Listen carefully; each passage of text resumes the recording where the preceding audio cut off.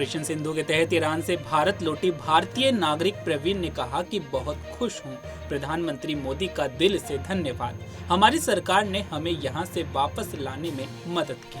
अरे वापस आए, बहुत खुश है। मोदी जी का बहुत बहुत तहे दिल से बहुत खुश है, धन्यवाद कह रहे हैं कि जो मेरी सरकार ने हम लोग को भेजा, वहाँ की सरकार ने भी हम लोग का साथ दिया और मेरी सरकार ने मुझे यहाँ बुला लिया। बहुत बहुत धन्यवाद। मेरा नाम इंदिरा कुमारी थापा। अब से आए हैं, हमारे हिंदुस्तान को बहुत बहुत शुक्रिया करते हैं। हमारे ये भारत के जो है प्रधानमंत्री, उनको धन्यवाद देते हैं। बहुत हम लोग खुश हैं।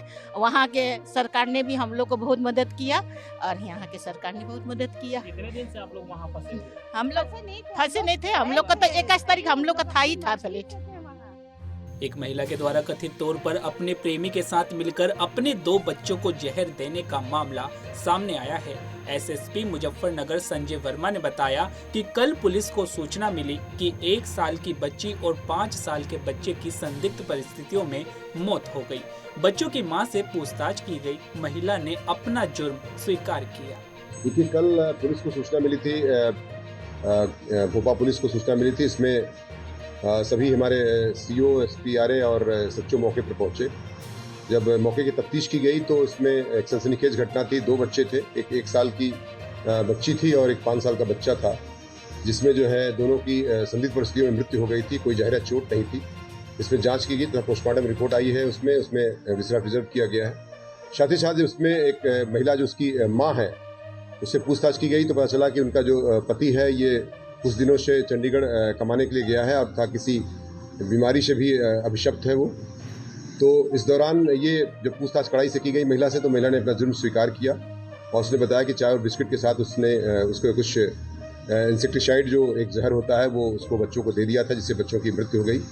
और इसमें इसका एक प्रेम संबंध की बात संज्ञान में आई कि जो जुनैद नाम के एक लड़के से, जो पड़ोसी गाँव का ही निवासी है और इसका फूफे का बेटा है, मतलब रिश्तेदार लगता है, उससे जो है इसका प्रेम संबंध चल रहा था और जिसकी वजह से और बच्चे उसमें खर्चे के लिए, जो कि खर्चा कम हो, बच्चे उसमें बाधा हो रहे थे, जिसकी वजह से दोनों ने मिल करके उनको प्लानिंग करके उसको जहर दिया ताकि बच्चों की मृत्यु हो जाए और जिससे ये घर से सुरक्षित रूप से जा सके।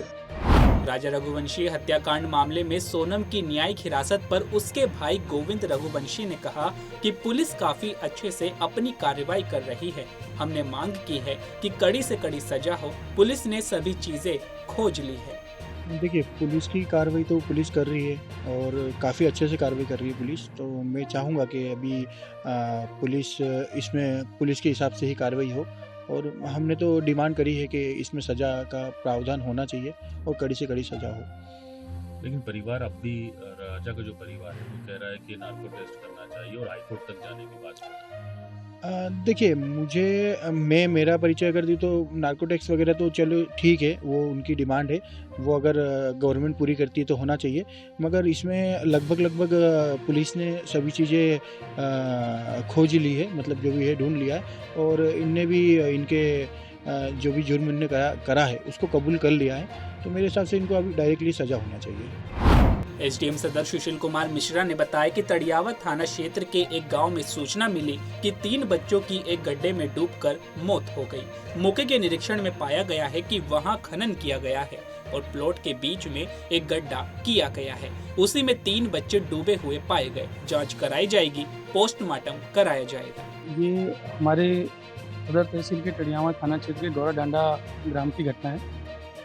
आज शाम को खबर मिली कि 3 बच्चे गाँव घर से खेलने के लिए निकले और शाम को 5 से 6 बजे के बीच में एक तालाबनुमा गड्ढे में डूबकर उनकी मृत्यु हो गई। खबर मिलने पर तत्काल सीएससी तड़ियावा में पहुंचा और वहां तीनों बच्चों का पंचनामा कराकर उनको पोस्टमार्टम के लिए भेज दिया। मौके का स्थलीय निरीक्षण किया गया है। इसमें ये पाया गया है कि उसमें खनन किया गया है और पूरे प्लॉट के बीच में एक बड़ा सा गड्ढा किया गया जो करीब 7 फीट का गहरा है। उसी में 3 बच्चे डूबे हुए पाए गए। उसी क्रम में हम उसमें जांच भी करवाएंगे कि खनन वो वैध था और उन बच्चों को जो डूबे हैं उनका पोस्टमार्टम होगा। पोस्टमार्टम के बाद जो दैवीय आपदा से अगर वो आच्छादित हैं उसमें नियमानुसार जो भी विधिक कार्यवाही होगी वो हम करेंगे और जो भी शासकीय सहायता अनुमन्य होगी वो भी हम प्रदान करेंगे। 76 किलो चांदी लूट की घटना में पुलिस ने 8 आरोपियों को गिरफ्तार किया है। एसीपी सहयोगितागंज तुषार सिंह ने बताया कि 3 जून को एक कोरियर सर्विस के डिलीवरी बॉय को कुछ बदमाशों ने गाड़ी अड़ाकर रोका और 76 किलो चांदी लूट ली। ये दिनांक 3 जून की एक घटना थी जिसमें एक कुरियर सर्विस के बॉय के साथ लगभग 76 किलो की चांदी जो वो ट्रांसपोर्ट कर रहा था, उसे गाड़ी अड़ाकर कुछ बदमाशों ने रोका, उसका अपहरण किया और जो भी उसके पास 76 किलो चांदी थी उसको वो लूट कर ले गए। प्रथम दृष्टया ये मामला संज्ञान पाने पर 3 जून को ही प्राथमिकी दर्ज की गई, जिस पर डकैती एवं अपहरण का मामला पंजीबद्ध किया गया।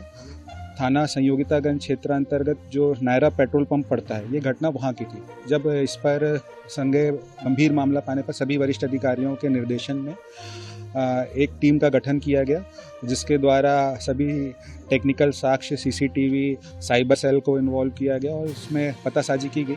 जब इस पर गहन तरीके से कि जो बाहर से आरोपी आए थे वो कहाँ रुके, क्या उनके द्वारा घटना कारित की गई, इसका पूरा जब विश्लेषण करने पर पाया गया कि ये इसका जो लिंक है वो आगरा ज़िले से संबंधित है। इस पर टेक्निकल साक्ष्यों के और लोकल मुखबिरी के आधार पर टीम आगरा गई, यूपी का आगरा, वहाँ टीम गई, जहाँ से फिर हमको हमारा पहला आरोपी आकाश और उसका साथी हेमंत मिला, जिसको हम गिरफ्तार करके लाए, जिससे फिर सघन पूछताछ पर उसके द्वारा पूरी घटना का स्वीकारोक्ति की गई और घटना में उनके द्वारा कैसे योजना बनाई गई और किस तरीके से घटना को कारित किया गया उसका खुलासा हुआ, जिससे फिर हमको उनके और अन्य 8 साथियों के नाम पता चले।